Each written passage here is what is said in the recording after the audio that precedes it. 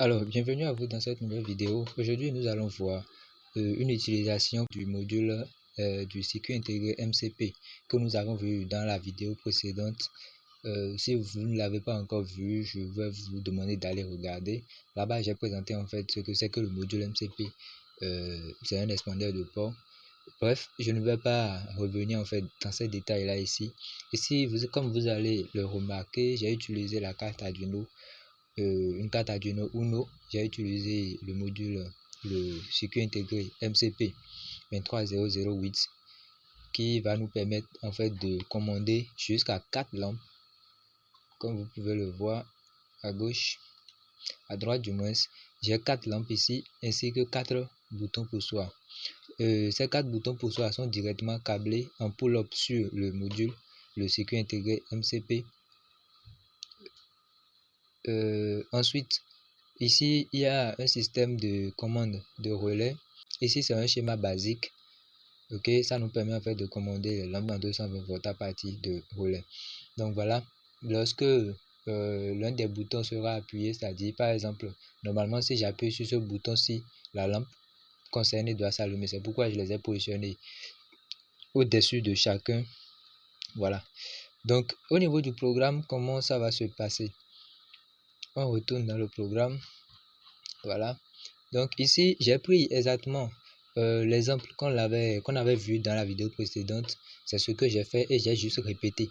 Vous voyez, donc ici, j'ai inclus directement la bibliothèque dont j'ai besoin pour le MCP 23X08 parce que je suis dans les 2308, donc j'ai pris la bibliothèque concernée. Ensuite, j'ai défini bouton pin 0 sur la broche 0, define bouton pin 1 sur la broche 1, ainsi de suite. Après, arrivé à 3, je me suis arrêté parce que j'ai besoin de 4 boutons poussoirs et 4 sorties relais. Donc, j'ai nommé les sorties comme LED pin. Et donc, on a LED pin 4 qui est sur la broche 4, LED pin 5 qui est sur la broche 5, LED pin 6 qui est sur la broche 6 et LED pin 7 qui est sur la broche 7. Maintenant que tout ça est bon, j'ai créé maintenant l'objet MCP. Ensuite, j'ai démarré l'I2C et retenez que ici, regardez très bien, l'adresse en fait que j'ai câblée, j'ai envoyé A0 et A1. D'accord, je vais sélectionner, vous allez voir. Regardez très bien. Vous voyez le fil rouge là, il se dirige directement à la masse, ce qui veut dire que A0 et A1 sont à 0, 0.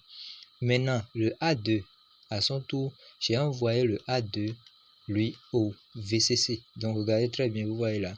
Lui, je l'ai envoyé au VCC. Ce qui veut dire que l'adresse, en fait, est 1, 0, 0. Et 1, 0, 0 en binaire équivaut à 4. Vous voyez, donc 1, 0, 0 en binaire équivalent à 4. Alors que j'ai dit précédemment que la bibliothèque que j'utilise par défaut me permet de donner l'adresse 32 lorsque rien n'est programmé. Lorsque tout est à 0, 0, c'est qu'il prend l'adresse 32. Donc, si je vais utiliser en fait cette bibliothèque, c'est que je dois faire les 32, comme vous le voyez ici, c'est 32 plus les 4 que je viens de câbler dans mon schéma, ce qui me donne 36. D'accord? 32 plus 4, ça me donne 36. Donc, c'est avec ça que je vais démarrer mon module. Si jamais je commets l'erreur de maintenir à 32, ou du moins de le supprimer sans rien mettre, mon système ne va pas fonctionner, il ne va même pas répondre. Parce que le MCP va se dire que la carte Arduino ne s'adresse pas à lui. Vous voyez donc, l'adresse est très importante en fait. Donc, une fois que cela est fait, le démarrage effectif, on revient maintenant au niveau de la configuration des ports. Donc, on a les boutons pin, tous les 4 qui sont à input, pull up chacun. Voilà. Ensuite, les sorties, les LED pins, chacun à son tour aussi, sont à output, tout simplement, parce que c'est par là qu'on veut envoyer l'allumage des lampes. Ensuite, on descend dans le loop et comme vous pouvez le constater, là, je les ai séparés pour que ça soit plus clair et lisible. Voilà. Donc, vous voyez ici, c'est la même chose que j'ai répété partout. À la différence que à chaque niveau, j'ai utilisé différents noms, c'est-à-dire ici, par exemple, on a bouton pin 0 et là, on a bouton pin 1. Sinon, c'est la même chose. Donc, qu'est-ce que j'ai fait? J'ai juste dit si le bouton poussoir est appuyé. Donc, il envoie la sortie LED pin 4 au niveau haut. C'est-à-dire là, c'est la sortie qui lui est associée en quelque sorte. Dans le cas échéant, ce qui veut dire que le bouton n'est pas appuyé, alors là, il l'envoie au niveau bas, donc il laisse tout éteint. Et il fait pareil à chaque niveau pour chacune des sorties correspondantes. Voilà, donc une fois terminé, je lance la compilation. La compilation terminée, je copie maintenant l'adresse que je vais renvoyer dans ma carte Arduino. De mon côté, c'est déjà bon.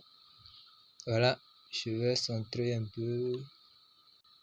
Je lance la simulation, tout a démarré normalement. J'ai ma source ici qui envoie la tension 220 volts aux lampes. Et donc, comme vous pouvez le voir, les fils qui sont un peu plus épais en rouge là sont les phases. Et les fils noirs épais sont les neutres. En fait, c'est le neutre et les phases ici. Voilà, donc je vais commencer le test. J'appuie là. Je fais juste un simple clic et je relâche. Vous voyez, la lampe s'est allumée et ça éteint automatiquement. Là, je fais un clic et je maintiens. Voilà, vous voyez, la lampe est restée allumée. Je relâche et puis elle s'éteint. Ici aussi, j'appuie, ça s'allume, ça s'éteint. J'appuie, ça s'allume, ça s'éteint. Et ainsi de suite. Voilà, donc voilà l'une des fonctionnalités qu'on pourrait avoir avec ce schéma-ci. Maintenant, en modifiant encore dans le code, donc on retourne dans le code, vous allez voir, on va faire quelque chose. Donc, si vous observez très bien, vous allez remarquer que ici, je lui demande en fait d'envoyer à la broche de LED pin 4 l'état contraire de son état actuel. L'état contraire de son état actuel. Donc ça me permet en fait, lorsque j'appuie sur le bouton pour soit d'allumer, j'appuie à nouveau, ça s'éteint, j'appuie à nouveau, ça s'allume. Donc il serait en train de commuter. C'est une sorte de commutation en fait qui se crée là. Je maintiens pour ce seul bouton, je compile et j'irai vérifier ce que ça me donne comme résultat. La compilation est lancée.